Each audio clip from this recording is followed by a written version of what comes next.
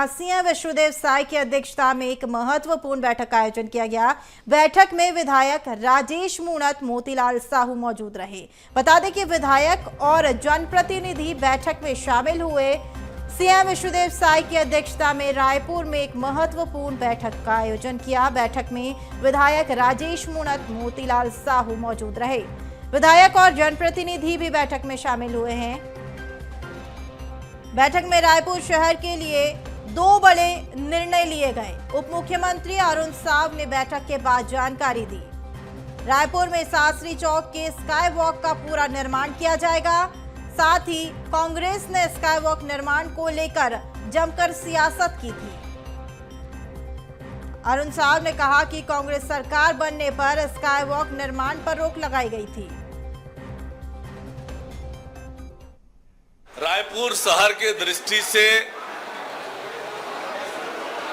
2 बहुप्रतीक्षित निर्णय थे। उन दोनों निर्णय को माननीय मुख्यमंत्री विष्णुदेव साय जी की अध्यक्षता में एक बैठक करके निर्णय ले लिया गया है।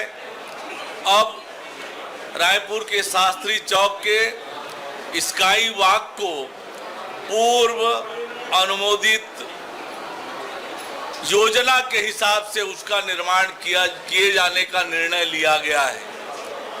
भारतीय जनता पार्टी के सरकार के समय शहर के यातायात लोगों की सुविधा के दृष्टि से स्काई वॉक का निर्माण किया जा रहा था। कांग्रेस की सरकार बनने के बाद उसे रोका गया था। अब संपूर्ण रूप से विचार करके स्काई वॉक को पूर्व अनुमोदित ड्राइंग डिजाइन के अनुरूप निर्माण करने का निर्णय लिया गया है। तो वहीं हमारे साथ इसी पर अधिक जानकारी के लिए सहयोगी अविनाश जुड़ चुके हैं। अविनाश, मुख्यमंत्री की अध्यक्षता में एक महत्वपूर्ण बैठक का आयोजन किया गया जिसमें स्काई वॉक को मंजूरी दी गई। इससे कितनी संख्या में लोगों को इससे लाभ पहुंचेगा? देखिए, स्काई वॉक की अगर हम बात करें तो पिछले लंबे समय से स्काई वॉक को लेकर लगातार सियासत हो रही थी। 2018 में स्काई वॉक का जो काम है वो शुरू हो चुका था। लगभग देखा जाए तो करीब 50 से 60% कार्य उसके पूरे भी हो गए थे। लेकिन 2018 में सत्ता परिवर्तन के बाद जब कांग्रेस की सरकार आई तो उस समय स्काई वॉक के कार्य पर रोक लगा दिया, जिसको लेकर 5 सालों तक खूब सियासत हुई, लेकिन स्काई वॉक का काम पूरा नहीं हुआ। स्काई वॉक अधर में लटका रह गया। करीब 50 करोड़ की लागत से स्काई वॉक बन रहा था, जिसमें काफी कार्य हो चुके थे, लेकिन सियासी भेंट चढ़ता हुआ स्काई वॉक नजर आया। क्योंकि राजधानी रायपुर में अब जनसंख्या काफी बढ़ती जा रही है। जिन मार्गों पर जो मुख्य बाजार हैं वो काफी भीड़ वाले इलाके हो चुके हैं। ऐसे में स्काई वॉक की आवश्यकता जो है बेहद जरूरी थी। स्काई वॉक काफी ट्रैफिक से निजात दिलाने में काफी सहायता प्रदान करता है और इसको लेकर जो है पिछले 5 सालों से स्काई वॉक का काम जो है अटका हुआ। ये भी बता दें कि आपको जो उस समय के तत्कालीन मंत्री थे राजेश मूणत, उनका ये ड्रीम प्रोजेक्ट था राजधानी रायपुर में स्काई वॉक बनाना, जिसको लेकर ये काम शुरू हुआ था। लेकिन 5 सालों तक जब कांग्रेस की सरकार रही तो स्काई वॉक को लेकर कई तरह की सियासतें हुई, जिसमें कांग्रेस का कहना था कि स्काई वॉक बेवजह स्काई वॉक बनाया जा रहा है, इसे भ्रष्टाचार करने के लिए स्काई वॉक बनाया जा रहा है। लेकिन इसके बाद ये काम पूरा नहीं हुआ। लेकिन अब जो है एक बड़ा फैसला जो है लिया गया है इस बैठक के बाद, जिसमें डिप्टी सीएम अरुण साव ने कहा है कि स्काई वॉक का काम जो है वो फिर से शुरू होगा। स्काई वॉक को जिस योजना के तहत बनाया जा रहा था उसका कार्य जो है फिर से प्रारंभ होगा। तो कहीं ना कहीं राजधानी रायपुर वासियों के लिए भी एक अच्छी खबर है कि स्काई वॉक का पुनः निर्माण होगा। जितना काम उसमें हुआ था और उसमें अब जो बचा हुए काम है वो भी जल्द ही पूरे होंगे। जी बिल्कुल अविनाश, हमारे साथ अब जुड़े रहिए। हमारे साथ कुछ मेहमान और भी जुड़ चुके हैं, उनसे हम चर्चा करेंगे। राजीव चक्रवर्ती हमारे साथ जुड़ चुके हैं और साथ ही हमारे साथ धनंजय चक्रवर्ती भी जुड़ चुके हैं।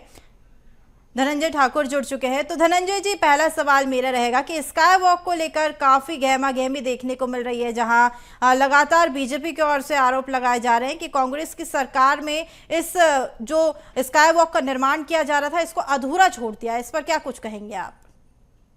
आपके जानकारी के लिए बता देता हूं, कांग्रेस की सरकार में स्काई वॉक का निर्माण नहीं हुआ था। ये निर्माण जो हुई थी भाजपा सरकार में शुरू हुई थी और एक मंत्री के जीत की पूर्ति के लिए प्रदेश की जनता और शहर की जनता की भावनाओं के खिलाफ स्काई वॉक का निर्माण हो रहा था। हाँ। जिस समय स्काई वॉक का निर्माण हो रहा था, इस शहर के व्यापारी वर्ग हैं, आम जनता है, बुद्धिजीवी वर्ग है, डॉक्टर हैं, वकील है, सब इनके खिलाफ थे और लगातार इस स्काई वॉक के निर्माण को रोकने की मांग की थी। उस दौरान प्रधानमंत्री जी को एक पत्र लिखकर इसे रोकने की मांग की गई थी।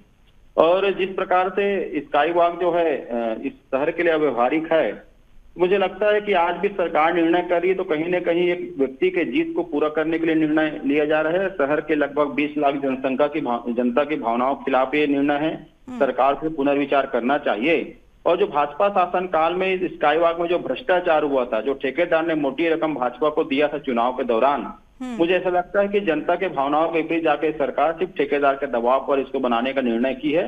ये इस शहर के लिए ना तो सुटेबल है, ना जनता इनके पक्ष में है, ना इसका कोई यातायात में संतुलन होने में कोई लाभ मिलेगा। ये सिर्फ एक जीत को पूरा करने के लिए किया जा रहा है। बिल्कुल धनंजय जी, आप हमारे साथ बने रहिए। हम जवाब ले लेते हैं राजीव जी से कि राजीव जी, जिस तरीके से बीजेपी की ओर से आरोप लगाया जा रहा है कि कांग्रेस के शासनकाल में ये स्काई वॉक को अधूरा छोड़ दिया गया था, वही अब कांग्रेस जो है पलटवार करते हुए ये आरोप लगा रही है कि सिर्फ ठेकेदार की मनमर्जी के चलते ही स्काई वॉक को बनाया जा रहा है, इससे लोगों को कोई लाभ नहीं पहुंचेगा। इस पर क्या कुछ कहेंगे आप?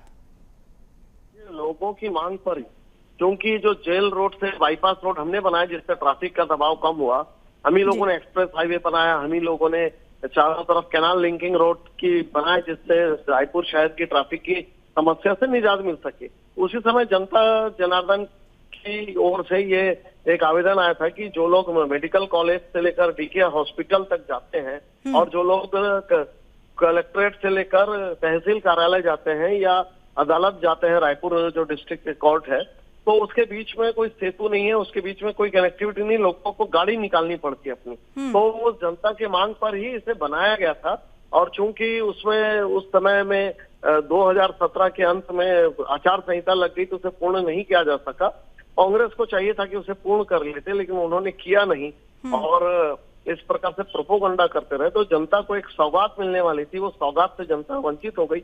अब चूंकि हमने पहले उसका उद्घाटन कर लिया था, उसकी सारी चीजें भी 90% तैयार था, केवल सीढ़ी लगनी बाकी थी, तो अब अगर इसे जनता के मध्य में इसे बनाकर शीघ्र ही अनावरण किया जाएगा तो बहुत खुशी की बात है।